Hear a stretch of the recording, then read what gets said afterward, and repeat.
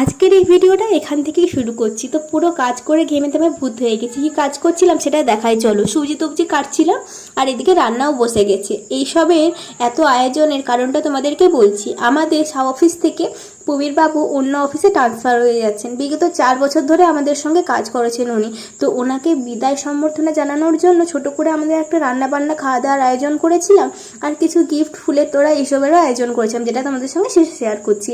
আগে খাওয়া দাওয়াটা তো শেয়ার করি। প্রথমে সাদা ভাত ছিল, মিক্স ভেজ ছিল, এখানে দেশি মুরগির লাল ঝোল ছিল, মিষ্টি, পাঁপড়, দই আরও অনেক কিছু ছিল। এগুলো খাওয়া দাওয়ার পরে আমরা বিদায় সম্বর্ধনা জানানোর জন্য যে আয়োজনটা ছিল সেটার জন্য সবাই এক জায়গায় জড়ো হয়ে, মানে এক জায়গায় সবাই বসে করে ওনার বিদায় সম্বর্ধনা জানানোর যে প্রোগ্রামটা সেটা শুরু করে দিই। এদিকে সব ছেলে স্টাফ আর আমরা 3 জন মেয়ে স্টাফ ছিলাম। এই ফুলের তোড়াটা কেমন হয়েছে জানিও। দিয়ে রাত্রেবেলায় এসে করে ভাইয়ের বার্থডে সেলিব্রেট করছিলাম, আর ওকে কমেন্টে সবাই হ্যাপি বার্থডে লিখে দিও। আজকের জন্য এইটুকু।